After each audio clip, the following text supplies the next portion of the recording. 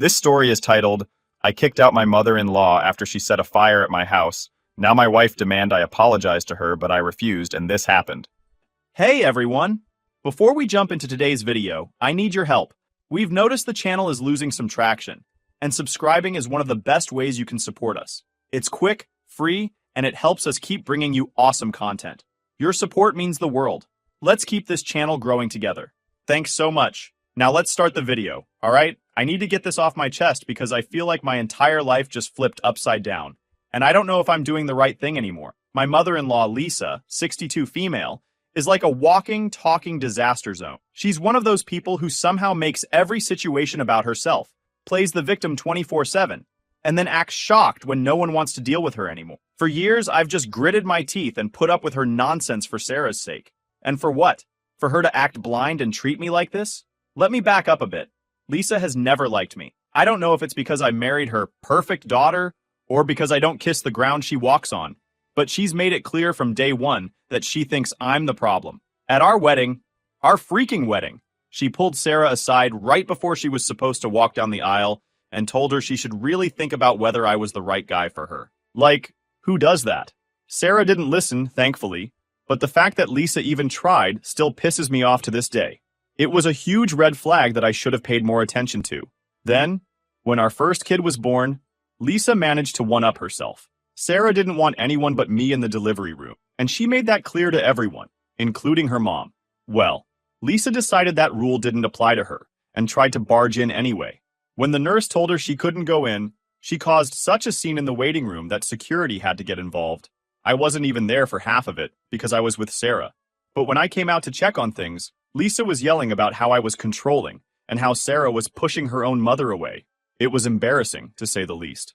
So yeah, Lisa and I don't exactly have a great history. But Sarah?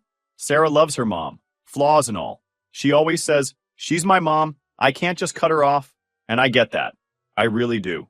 But there's a difference between helping someone and letting them bulldoze your life. Lisa has never figured that out, and apparently neither has Sarah. Anyway, a few weeks ago, Lisa called Sarah crying. I don't mean regular crying. I mean the kind of dramatic, heaving sobs that make it impossible to understand a word she's saying. From what I could piece together, her landlord was kicking her out because she hadn't paid rent in months. Typical Lisa.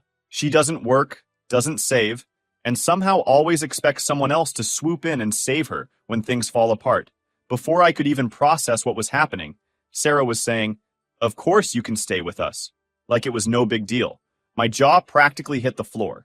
I couldn't believe she'd just invite her mom to move in without even talking to me first. "Wait, we need to talk about this," I said, but Sarah had already hung up. She turned to me with that look, the one that says, "What's there to talk about?" "She's my mom," Sarah snapped. "She's your mom, but she's also a walking tornado of drama," I said, trying to keep my voice calm. "We have 2 young kids, Sarah. Do you really want to bring her chaos into our house? She's not chaos. She's family," Sarah shot back, already getting defensive. "Then why don't you ask your brother or sister to take her in? They don't have kids, and they both have guest rooms. Why can't she stay with one of them?" I countered. I knew for a fact that her siblings could handle Lisa way better than we could. "They don't want to get involved," Sarah muttered, looking away. "Exactly," I said, throwing up my hands. "If her own other kids don't want to deal with her, why should we? It's not our responsibility to fix her mess." Sarah glared at me like I'd just insulted her entire family. "So you're okay with letting my mom be homeless?" she asked, her voice dripping with sarcasm. Honestly? Yeah, I kind of was. But I knew better than to say that out loud. Not yet, anyway. Instead, I just said, "I'm trying to protect our family. We've worked hard to build a stable home for our kids. I'm not going to risk that because your mom can't get her life together." That didn't go over well. Sarah called me heartless and stormed off, leaving me to sit there and stew in the awkward silence. I thought maybe she'd cool off and realize I was right. But no, she was already making plans to bring Lisa here, whether I liked it or not. Here's the thing. I know Sarah loves her mom, and I know she feels guilty that Lisa has nowhere else to go. But when does it stop? When do we stop letting toxic people steamroll our lives just because they're family? I tried explaining this to Sarah, but she wasn't having it. She kept saying things like, she's not perfect, but she needs a little help. I've heard it all before. Lisa always needs a little help, and it always turns into a huge mess. And you know what the worst part is? I could already see how this was going to play out. Lisa would move in, make a huge mess, figuratively and literally, and then leave us to pick up the pieces. It's her pattern. I've seen it too many times to think this time would be any different. The next couple of days were tense. Sarah barely said a word to me unless it was about the kids, and even then she was curt and short. It was like living with a stranger. I knew she was pissed at me for pushing back about Lisa, but what was I supposed to do? Pretend like this was going to work out? I thought maybe she'd take some time, think it over, and realize I had a point. Instead, she doubled down. She has nowhere else to go, Sarah finally said that evening after the kids were in bed. Her tone wasn't angry this time, but desperate. What do you want me to do? Let my mom live on the street? She kept begging, and I realized I wasn't going to win this argument. Sarah wasn't thinking about the bigger picture. She was just focused on saving her mom. And as much as I hated the idea, I knew there was no way I was going to convince her otherwise. Fine, I said, throwing my hands up in defeat. She can stay, but only until she finds another place. This isn't a permanent thing, Sarah. She needs to know that. Sarah's face softened, and for a moment, I thought she was going to thank me. Instead, she said, I'll talk to her. She'll understand. But I knew Lisa wouldn't understand. Lisa never understood boundaries. This wasn't going to be a short stay. This was going to be an invasion. Lisa showed up 2 days later with more stuff than I thought was humanly possible for someone who was supposedly on the verge of homelessness. She didn't even try to pack light. There were suitcases, boxes, random bags of who knows what, and even a stack of plastic bins. By the time she'd hauled everything into the house, the guest room looked like an episode of Hoarders. Thanks so much for letting me stay, Lisa said, flashing me a fake smile that didn't reach her eyes. I really appreciate it. I nodded, biting my tongue. Just until you find another place, I reminded her. Of course, she said, her voice dripping with insincerity. I'm already looking. I just need a little time to get back on my feet. Sarah beamed at her mom like she'd just solved world hunger, and I knew there was no way this was going to end well. The first few days weren't too bad, but that didn't last. Lisa had a way of making herself at home that felt less like a guest and more like she was trying to take over. She left her stuff all over the house, her bags spilling into the hallway. She treated the guest room like her personal storage unit, cramming it full of junk and making it impossible to walk through without tripping over something. And then there were the little things. She'd leave dirty dishes in the sink instead of putting them in the dishwasher. She even started rearranging things in the kitchen because she didn't like how we had it set up. I tried to ignore it, but it was like she was deliberately pushing my buttons. Can you talk to her about cleaning up after herself? I asked Sarah one night after the kids were in bed. She's still getting used to things, Sarah said, brushing me off. She'll settle in soon. How much more settled can she get? I muttered. But I didn't press the issue. Yet. It all started the night Lisa burned dinner. Or rather, the night she turned dinner into some unidentifiable horror show and insisted my kids eat it. Lisa had decided to help by cooking dinner. But as always, she didn't bother asking if we needed her help. By the time I got home from work, the kitchen looked like it had been through a war. Pots, pans, and utensils were scattered everywhere. The counters were smeared with something I didn't want to identify. And the smell? Burnt mystery food mixed with regret. What's going on in here? I asked, trying to keep my voice steady while mentally calculating how many hours it'd take to clean up this mess. Lisa spun around with this overly proud grin, holding a ladle of what I can only describe as chunky sludge. I made dinner, she chirped, clearly waiting for a round of applause. Sarah came in right after me and immediately started doing damage control. Mom, this is so thoughtful of you. Thank you, she gushed, though I caught the slight hesitation in her voice when she glanced at the pot. Lisa waved her off like she was a hero. Oh, I just thought it would be nice to cook for the family. Nice? Sure. Edible? Hell no. But before I could suggest we order pizza, Lisa was already serving the kids. My poor kids, looked downright panicked when the bowls hit the table. They gave me that wide-eyed, do we really have to eat this? Look, but before I could say anything, Sarah jumped in. Try your grandma's dinner, she said gently. She worked hard on this. I couldn't believe what I was hearing. The kids hesitated, clearly uncomfortable, but Sarah nudged them again. It's just a little, guys. It'll make Grandma happy. That's when I lost it. No, I said, sharper than I intended. Do not force them to eat something just because you don't want your mom to feel bad. Sarah turned to me with that, you're making a scene look, but I wasn't backing down. They don't have to eat this, I said, motioning to the sludge in front of them. No one should have to eat this. Lisa gasped like I just kicked her puppy. Do you see how he's treating me, Sarah? She cried, turning on the waterworks. I was just trying to help and he's being so mean. Mean? I shot back. Lisa, the kids don't want to eat this. And honestly, I don't blame them. You're not cooking for them again. The room went silent for a moment before Lisa stormed out dramatically, muttering something about how ungrateful I was. I told the kids to go to their rooms, and then I did what any reasonable parent would do. I ordered them DoorDash. Because ain't no way my kids were eating whatever that was. Sarah and I got into it later that night. She said I embarrassed her mom, and I said her mom embarrassed herself. I mean, seriously, how is it my fault that Lisa turned dinner into a biohazard? If anything, I should have gotten a medal for keeping my cool as long as I did. While we were arguing, I caught Lisa standing in the hallway just watching us. She was giving me the dirtiest look, like she'd been plotting my downfall since the second I walked through the door. And honestly, I should have known that look was going to change my life forever. A few nights later, everyone was fast asleep, or so I thought, finally getting some much-needed rest after dealing with Lisa's antics all week. The house was quiet, and everything seemed fine, until it wasn't. I woke up to the fire alarm blaring. At first, in my half-asleep state, I thought maybe it was just a false alarm. But then the smell hit me, thick, suffocating smoke. My heart started racing as panic set in. I shook Sarah awake. "Sarah, get up! The fire alarm!" We both bolted out of bed, the smell of smoke growing stronger with every second. My head was spinning as we rushed down the hallway. When we got to the living room, I couldn't believe what I was seeing. Flames were crawling up the side of the couch and spreading to the curtains. The coffee table was already in flames, and thick black smoke filled the room. Sarah gasped, and I shouted, "Get the kids! Get them outside now!" She didn't hesitate, running down the hall to grab them while I sprinted to the kitchen for the fire extinguisher. Lisa, meanwhile, was standing in the corner, coughing and flailing her arms like she didn't have a clue what to do. "It was an accident!" she yelled, but her tone was defensive, not apologetic. I didn't have the luxury of time to deal with her. I grabbed the extinguisher and started spraying, my mind racing to keep the flames from spreading further. The whole thing felt like it lasted forever, but eventually I managed to put out the fire. The living room was a disaster, and that awful, lingering smell of smoke that clung to everything. Sarah was outside with the kids, who were shaken but safe. My hands were still trembling as I turned to Lisa, who stood there looking like the victim in all of this. I didn't say anything, but the words were on the tip of my tongue. This was going to be a breaking point. I could feel it.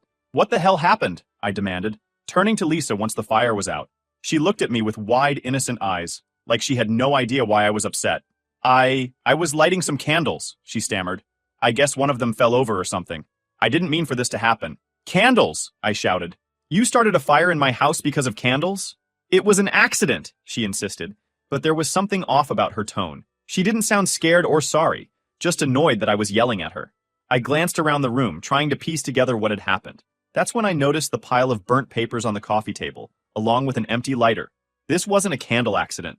This was something else entirely. "Why are there burned papers here?" I asked, narrowing my eyes. Lisa's face turned red. "I was just cleaning up some old documents," she said quickly. "I thought it would be faster to burn them, but I didn't think it would get out of hand." "You thought burning papers in the middle of the living room was a good idea?" I said, my voice rising, because nothing made fucking sense. Before she could answer, Sarah came back inside, having left the kids in the car. "What's going on?" she asked, looking between me and her mom. "Your mom just set our living room on fire," I said, pointing to the mess. "It was an accident," Lisa repeated, this time with fake tears in her eyes. "I didn't mean to." "She was burning papers," I said, turning to Sarah. "In the living room. Who does that?" Sarah looked at her mom, her expression somewhere between shock and disbelief. "Mom, is that true?" Lisa sniffled, wiping her eyes dramatically. "I was just cleaning up. I didn't want to leave a mess, so I thought burning the papers would be easier. I didn't think it would get out of control." "She didn't mean it," Sarah said, conflicted, turning back to me. "You don't have to yell at her." "She almost burned our house down, Sarah," I yelled. "The kids were upstairs. What if we hadn't woken up in time?" "It's not that big of a deal," Lisa muttered under her breath. But I caught it. That was the moment I knew she didn't care. Not about us. Not about the kids. Not about the house. She'd set the fire because she was pissed at me for not treating her like the queen of the castle. I stood there, staring at the charred mess, while Lisa sniffled dramatically in the background. Sarah was still defending her, but my patience had officially run out. I couldn't let this go. Lisa had to leave. That night, after the kids were asleep, I sat Sarah down and said, cutting straight to the point, "She's gotta go." Sarah looked up from her coffee, her eyes narrowing. "What?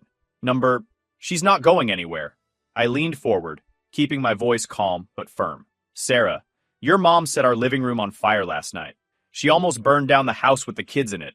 Do you understand how serious this is?" "She didn't mean to," Sarah said, her voice rising defensively. "It was an accident," I said sharply, trying to keep my cool. "Stop calling it an accident. She was burning papers, Sarah, in the middle of our living room. That's not normal. That's reckless, Sarah said, her voice trembling. You don't know what it's like to feel like you have nowhere to go. I can't just kick her out. You're not kicking her out. I am, I said flatly. Because if you won't, I will. Sarah's face crumpled, and for a moment, I thought she might finally see where I was coming from. But then she said the thing that shattered me. If you kick her out, I'll leave too. I stared at her, stunned, but she continued. I mean it, she said, her voice shaking. If you make her leave, I'll take the kids and go. I sat back in my chair, feeling like I'd just been punched in the gut. You'd take the kids and leave me? For what? Just now, you didn't seem to care about the kids much when you were fine leaving them with her, even though she's reckless enough to almost burn us all alive. What changed now, Sarah? Or are you just trying to use our kids again to satisfy your unstable mother? Sarah said, tears streaming down her face. She has no one else. If you do this, I can't stay here. I was speechless. For years, I'd put up with Lisa's drama because I loved Sarah. I'd bent over backward to keep the peace, even when it meant sacrificing my own sanity. And now she was telling me she'd walk away from everything we'd built, our marriage, our family, to protect the woman who'd almost burned our house down? Sarah, think about what you're saying, I said, my voice cracking. She didn't mean to hurt anyone, Sarah said weakly. She's just lost. I stared at her in disbelief. Lost? Sarah, are you seriously waiting for someone to actually get hurt before you believe your mother isn't normal? She almost burned the house down with all of us in it. What will it take for you to see that this isn't okay? My voice was rising, but I couldn't help it. The thought of something worse happening made my stomach turn. What happens if there's another fire, and we don't wake up in time? What happens if one of the kids gets hurt because of her carelessness? My voice cracked, and I had to stop myself from finishing the thought. Sarah didn't respond. She just sat there, staring down at the table with tears streaming down her face. For a moment, I thought she might finally understand, but instead, she stood up and walked out of the room, leaving me sitting there with the weight of it all pressing down on my chest. By the time dinner rolled around, I wasn't going to wait for Sarah to do the right thing. I was going to handle this myself. After dinner, I cornered Lisa in the living room. You're leaving, I said, my voice low and steady. She looked up from the TV, her face immediately twisting into a scowl. Excuse me? You heard me, I said. Pack your stuff. You're out. Lisa laughed, but it was a hollow, bitter sound. You can't be serious. Sarah would never let you kick me out. She won't have to, I said, because I'm calling the cops. Before I could dial, Sarah came rushing into the room, her eyes wide with panic. What's going on? I'm calling the cops, I said, not taking my eyes off Lisa. Ignoring Sarah's protests, I dialed 911. Lisa started yelling, calling me every name in the book, but I didn't care. I told the dispatcher about the fire and explained that we had security camera footage of what had happened. When the cops arrived, the officers questioned her for a while, and Lisa tried to spin her usual sob story, but the evidence didn't lie, showing Lisa setting the papers on fire and standing there as the flames spread. She wasn't panicked. She wasn't trying to put it out. She was watching. Eventually, they escorted her out of the house. I didn't stop there. I pressed charges and handed over the security footage as evidence. I told the cops explicitly that she wasn't to come back to the house under any circumstances. They took it seriously, and a few hours later, they called my brother-in-law Tom to come pick her up. Tom showed up looking furious, though not at Lisa, of course. He wasn't thrilled with the situation and made it clear he didn't agree with me calling the cops. But I didn't care. Sarah, however, decided to go with her mom. She left the house without saying much, just a tearful look back at me before walking out the door. The kids stayed with me, of course. She did not think about them again. This was the last thing that happened. Sarah leaving with her mother without looking back at us. I knew this wasn't going to end well, and I made my decision right then and there. If she was picking sides, and the wrong one at that, then so be it. The next morning, Sarah came back and immediately started pleading with me to drop the charges. She was crying, her voice shaky, begging me to drop the charges, adding, I can't just stand by while you destroy her life. I stared at her, my jaw tightening. Destroy her life? Sarah, she's done that to herself. I'm not the one making reckless decisions. You can keep making excuses for her, but I'm done enabling this behavior. She did not argue much. She did look exhausted. The following days were tense. Sarah was cold and distant, her every glance and clipped word dripping with anger. But things got worse when I got home and everything was quiet. Too quiet. Normally, even on her worst days, Sarah would let me know if she was taking the kids out. Whether it was to her sisters, the park, or even just a grocery run, she always said something. But today? Nothing. I stood in the entryway, my keys still in hand, scanning the empty house. My chest tightened. Something wasn't right. I called out, Sarah? Kids? My voice echoed back at me. No answer. My mind immediately started racing. Did she take the kids and leave? Did she actually go through with what she'd threatened? My hands started to tremble as I pulled out my phone and dialed her number. The first call went to voicemail. The second call rang through but went unanswered. By the third call, I was pacing the living room, my heart pounding. She finally picked up, but her voice was cold, distant. What do you want? What do I want? I shot back, my voice shaking with a mix of panic and anger. Where are you? Where are the kids? Why didn't you tell me anything? There was a pause before she answered, her tone completely indifferent. We're at my brother's. Relief hit me like a wave, but it was quickly replaced by anger. Your brother's? What the hell, Sarah? Why didn't you say anything? You just left with the kids without telling me? I didn't think I needed your permission, she replied flatly. I took them to see their grandma. That snapped something in me. You what? Without even talking to me? She's their grandmother, Sarah said, her tone still icy. They deserve to see her. Don't you dare act like this is normal, I said, my voice rising. You took them without telling me, without asking me. You're completely ignoring the fact that this is my family too, Sarah. Are you seriously just trying to piss me off at this point? I'm not trying to piss you off, she said, her voice now clipped.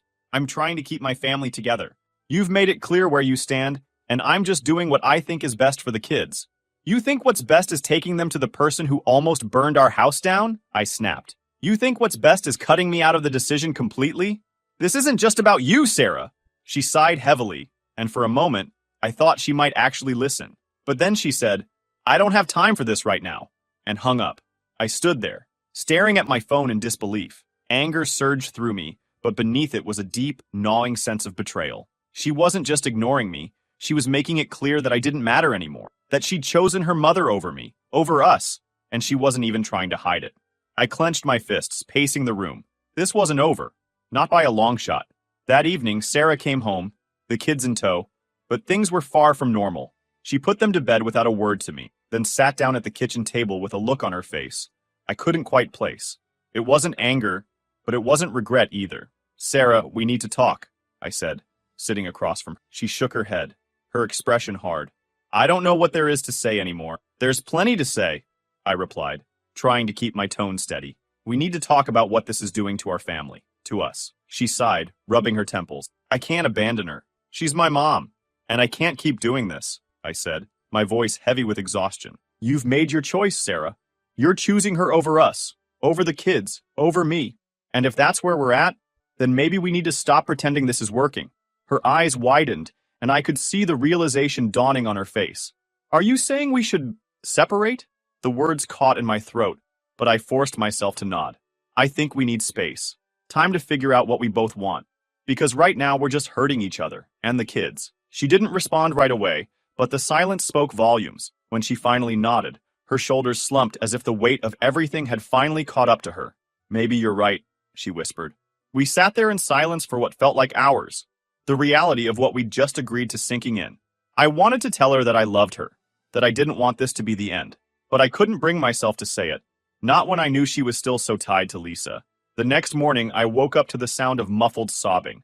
I found Sarah sitting on the edge of the bed, her head in her hands, her whole body shaking with the force of her cries. I love you, she said, her voice breaking as she looked up at me with tear-streaked cheeks. I love you so much, and this is not what I want. But I can't abandon her. My mom has no one. My siblings, they don't care. They're willing to throw her in the streets, and I can't do that. I can't. Her words were like a punch to the gut. I knelt down in front of her, trying to keep my own emotions in check. I understand, Sarah. I really do. But that doesn't make it my responsibility. It doesn't mean we should sacrifice everything we've built to keep her afloat. She shook her head, fresh tears spilling down her face. I'm going to stay close, she said, her voice trembling. I'll still take care of the kids. I'll see them every day. But I can't leave my mom, and I can't make you live with this anymore. I know it's not fair, but I don't know how else to do it. I nodded, swallowing the lump in my throat. I get it. I don't like it, but I get it. That evening, we sat the kids down and told them as gently as we could. We didn't use the word separation, but they were smart enough to know something was wrong. Sarah would be staying at her sister's house for a while, and I would stay in the house with them. They cried, and it broke both of us. But we reassured them that we both loved them, and that nothing would change between them and their mom. Watching Sarah pack a bag was one of the hardest things I'd ever done.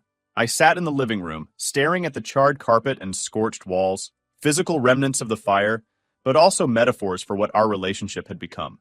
We loved each other, I didn't doubt that, but love wasn't enough to bridge the growing divide between. When Sarah finally walked out the door, she paused, looking back at me with tears in her eyes. "I'm sorry," she said softly, "for everything, but I really can't leave my mom." I nodded, my throat tight with emotion. "I know. I wish you could, but I know." She hesitated, as if she wanted to say more, but instead she turned and walked away. The house felt emptier than ever after she left, but it also felt calm. For the first time in weeks, there was no tension, no shouting, no lingering dread. It was quiet, and as much as I hated to admit it, I appreciated the peace. I didn't know what the future held for Sarah and me. I didn't know if we'd find our way back to each other, or if this was the beginning of the end.